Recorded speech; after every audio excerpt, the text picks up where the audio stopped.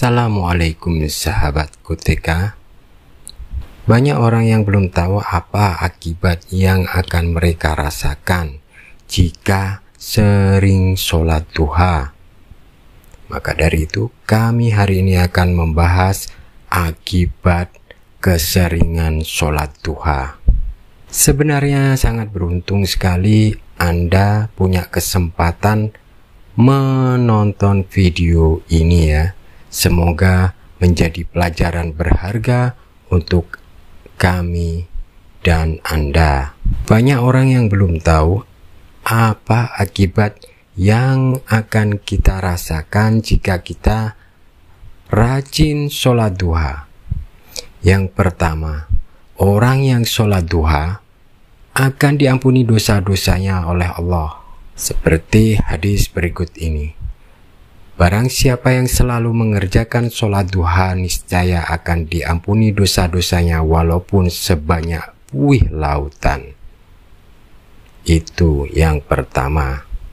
Lalu yang kedua, barang siapa yang menunaikan sholat duha, ia tergolong sebagai orang-orang yang bertobat kepada Allah. Seperti hadis berikut ini. Tidaklah seorang selalu mengerjakan sholat duha kecuali ia telah tergolong sebagai orang yang bertaubat. Subhanallah. Kemudian yang ketiga, orang yang menunaikan sholat duha akan dicatat sebagai ahli ibadah dan taat kepada Allah. Seperti hadis berikut ini. Barang siapa yang sholat duha 2 rakaat, maka dia tidak ditulis sebagai orang yang lalai, dan barang siapa yang mengerjakannya sebanyak 4 rakaat, maka dia ditulis sebagai orang yang ahli ibadah. Barang siapa yang mengerjakan 6 rakaat, maka dia diselamatkan di hari itu. Barang siapa mengerjakannya 8 rakaat, maka Allah tulis dia sebagai orang yang taat. Dan barang siapa yang mengerjakan 12 rakaat, maka Allah akan membangun sebuah rumah surga untuknya. Subhanallah. Kemudian yang keempat, jika Anda sering sholat duha, akibat yang keempat adalah orang yang istiqomah melaksanakan sholat duha, kelak ia akan masuk surga lewat pintu khusus, pintu duha yang disediakan oleh Allah, seperti hadis berikut ini. Sesungguhnya di dalam surga terdapat sebuah pintu bernama pintu duha.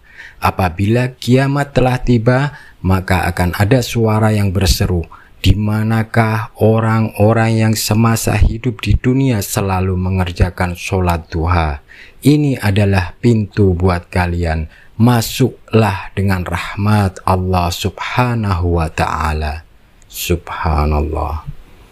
Kemudian yang kelima, Allah menyukupkan rezeki siapapun orang yang mau sholat duha. Seperti hadis berikut ini. Wahai anak Adam, janganlah engkau merasa lemah dari 4 rakaat dalam mengawali harimu, niscaya Allah akan menyukupimu di akhir harimu. Subhanallah. Yang keenam, orang yang mengerjakan sholat duha, ia telah mengeluarkan sedekah. Jadi jika kita sholat duha, maka sama dengan kita bersedekah. Seperti hadis berikut ini. Hendaklah masing-masing kamu bersedekah untuk setiap ruas tulang badanmu pada setiap pagi. Sebab tiap kali bacaan tasbih itu adalah sedekah. Setiap tahmid adalah sedekah. Setiap tahlil adalah sedekah. Setiap takbir adalah sedekah. Menyuruh kepada yang ma'ruf adalah sedekah. Mencegah yang mungkar adalah sedekah. Dan sebagai ganti dari semua itu, maka cukuplah mengerjakan 2 rakaat sholat duha. Subhanallah ya.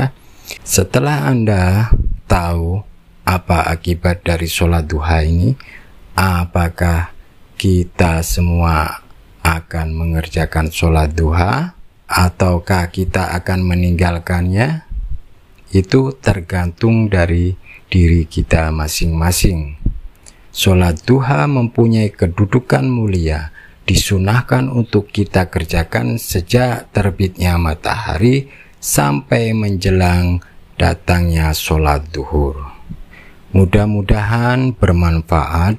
Wassalamualaikum warahmatullahi wabarakatuh.